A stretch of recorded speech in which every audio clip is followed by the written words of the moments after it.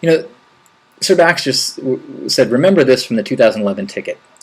And if you remember last year on the road to Burning Man, the day tickets went on sale, their system farted, upchucked, had problems that caused a lot of people to be frustrated and angry. And the responses to that situation were, by some people,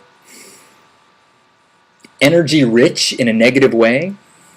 They were pissed. People were angry. People were, was claiming that, oh, we've been taken advantage of. You did this, and it was like, well, that's unfortunate. It's a bummer, but it is what it is.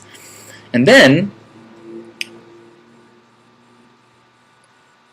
months later, when it sold out, again, people went crazy and freaked out and said, you did this and you screwed us, and Burning Man's it's terrible, it's never going to be back, and this is this, and I made a video at the time after the sellout where I said, whoa, chill. And I kind of made the prediction, I'm just saying, not asking for credit, just kind of asking for credit, that people will get tickets that want them and need them, and are willing to, put a little minimal effort to get them, because we're in this panic mode right now. That will subside, and then the tickets will be distributed more evenly and fairly. And by the time of the burn, most people that I knew that were ticketless had at least offers for tickets. So, what did we learn from this experience? How much value was in the panic of the day one sales? How much panic was valid in the sellout day? I'm going to give you a hint. The answer is 0. Does not do any good, didn't change anything. It simply made you suffer.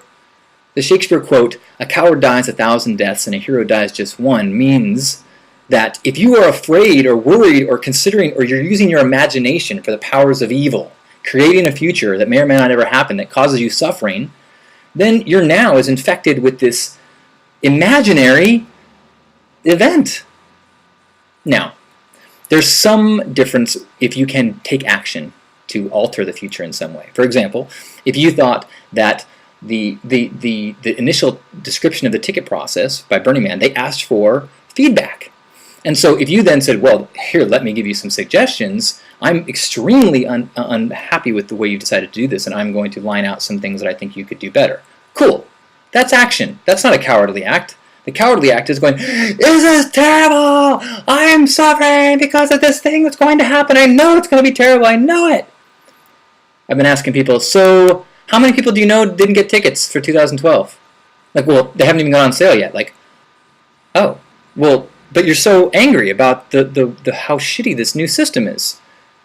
Yeah, but you have no idea if it's going to work or not. You just are angry that it's not set up the way that you want it to? Well, yeah. Now, feel free to play this video back to me when it's 2 weeks to the burn, and all these people that have been, conscientious, following the Jackrabbit Speaks, doing what they're supposed to do, if they don't have tickets at that time, then I was wrong, and I apologize for telling you to calm down. All of your running around and screaming was... Wait, did it do anything? No, it still didn't do anything. But anyway, it would be maybe more justified. You could feel more righteous about the anger. As it stands now, we have an untried system that may be awesome. It may get everybody a chance to experience Burning Man without any stress. But really, the opportunity to be stress-free is entirely on us. I have faith. I know that things always work out when it comes to Burning Man. Even if for some reason I cannot get a ticket in the lottery, I cannot find anyone who bought too many tickets, I cannot